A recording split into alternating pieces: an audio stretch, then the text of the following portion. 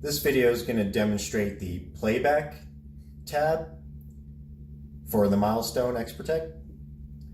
So what we're going to do first is look at our view that we have live, because this is going to be the view that will move into the Playback tab when you click on it. So I'm going to click on Playback,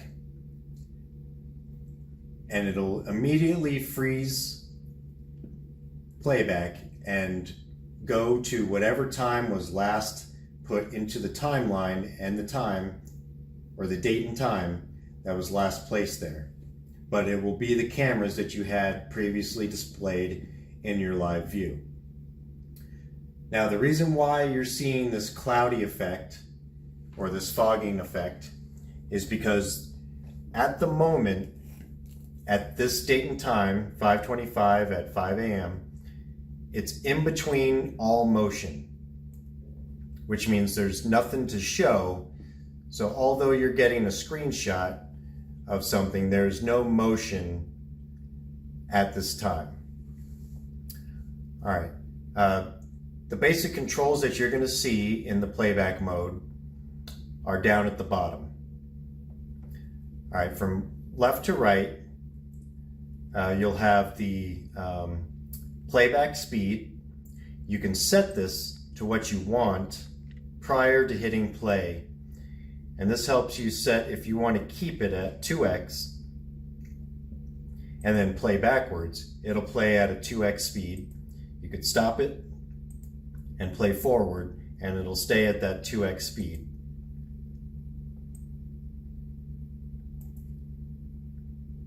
Now this speed goes all the way up to 16 times the speed of the normal rate.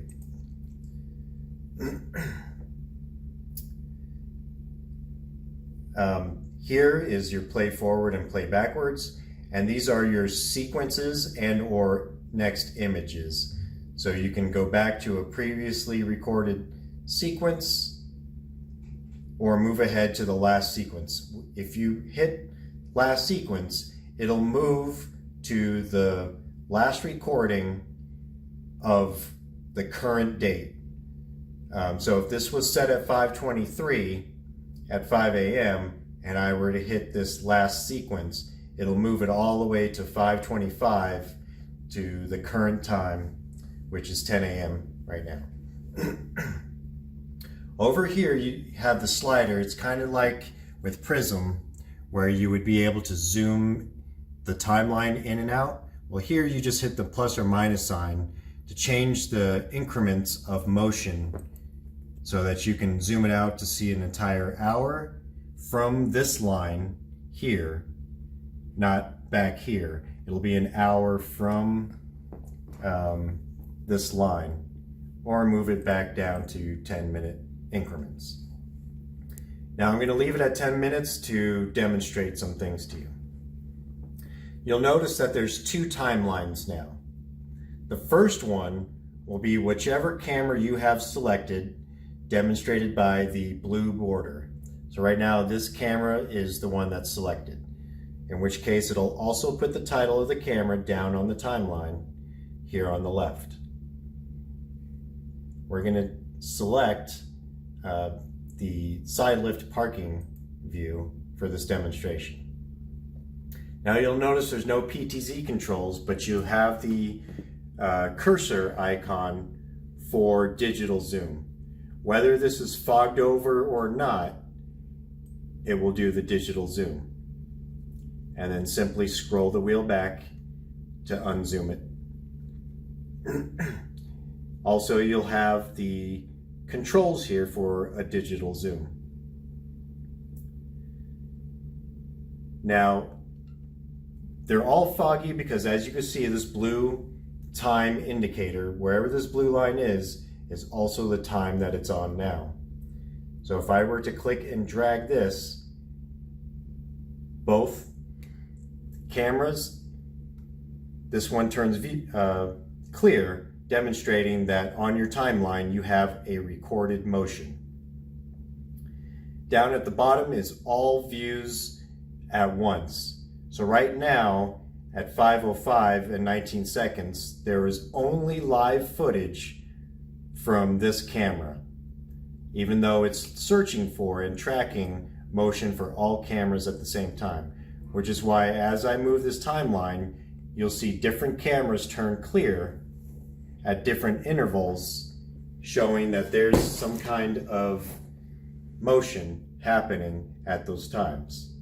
So someone's moving a camera, a vehicle's coming through the gate, and now our selected camera has turned gray again. Why? Because it is gray on the timeline, in which case it is fogged over up here. Now let's say we don't want to look at today at 5 a.m.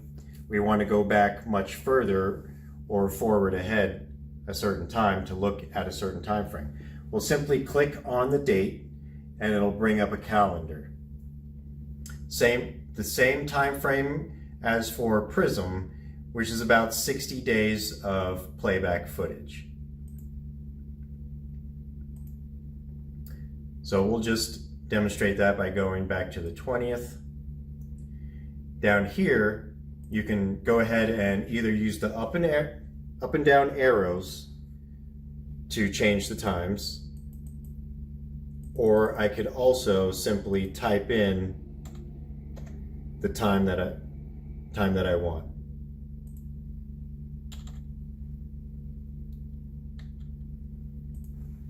And then it'll move all cameras, whether you have one selected or not, to that time frame, because this playback feature features all cameras within your view. It'll immediately take what you have selected in your live view and put it into the playback view. Now, you can change, once you're under this tab, you can go ahead and change your view. And as you do so, you'll see that the time and date still remain the same, but you can change your views. I'm going to return to the previous view we had up there.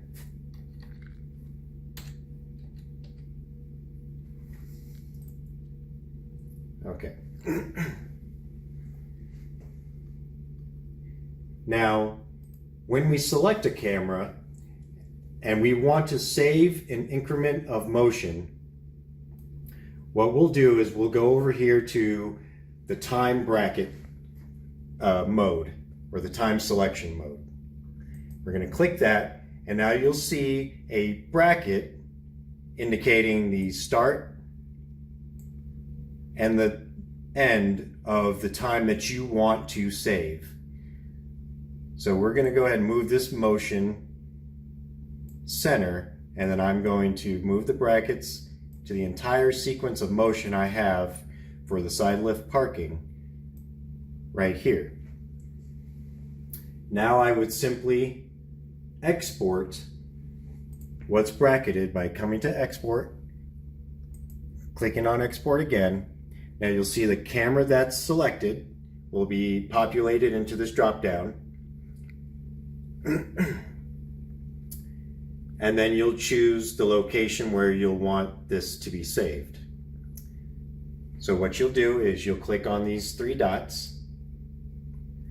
You'll come to our evidence folder, open that up, make a new folder, and name it for the sequence of the activity and date and time of the event, and you'll click OK. It will immediately save it to the desktop, which is then allows you to make it ready to save to a DVD. Now, once we get the policy in place, we'll know what other checkboxes here to make sure that the officers or whoever's going to be utilizing the software gets what they need. For now, just make sure that it includes the XProtect Smart Client Player so that they can play it without having other types of players installed on the computer. You may want to include media player format so that it can be used with any Windows computer, and all still images that come with the download. And it would probably be a good idea to include timestamps. None of this will take away or add much more to the amount of data that's going to be installed onto the DVD or the desktop. Then you'll click Start Export, and it will simply download that motion clip to the desktop immediately.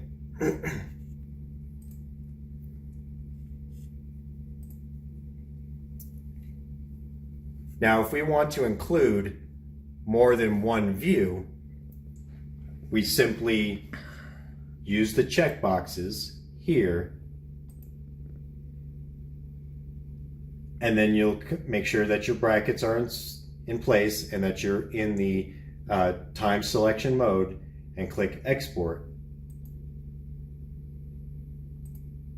And it will tell you which cameras that you just selected. Now it'll save motion between those bracketed times for 2 cameras at the same time, and then simply follow the saving guides that I gave you previously.